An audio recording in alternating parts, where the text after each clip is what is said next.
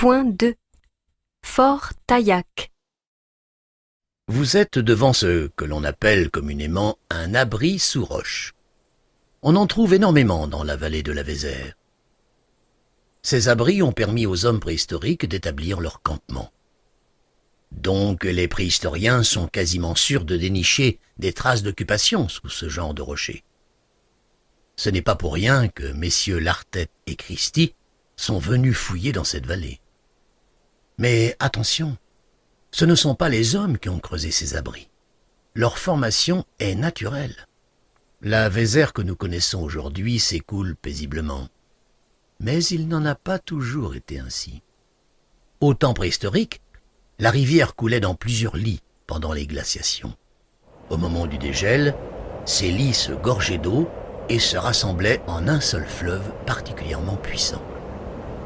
Ce torrent géant a progressivement creusé la roche calcaire. C'est comme ça que sont nées ces grandes falaises. Lors de ce creusement, il arrive que le fleuve coupe une galerie, une poche de vide naturel. Il s'y forme alors un renfoncement, comme celui que l'on voit ici. L'autre renfoncement, plus impressionnant, a été formé par le gel. L'eau de pluie s'est infiltrée dans la roche et s'est accumulée dans une strate plus poreuse que les autres. En gelant, cette eau a fait exploser la roche.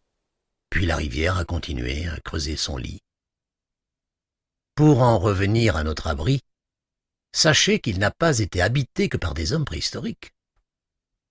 Au Moyen Âge, on a aménagé un fort dans cette paroi. On ne sait pas bien par qui, ni pourquoi. Mais vous pouvez facilement imaginer des brigands cachés dans ces cavités, là-haut, guettant le passage d'un convoi de marchandises sur la rivière.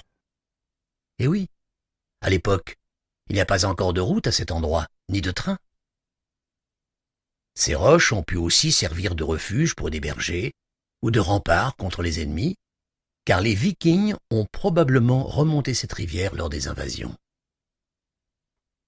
Mais l'usage le plus incongru date du tout début du XXe siècle.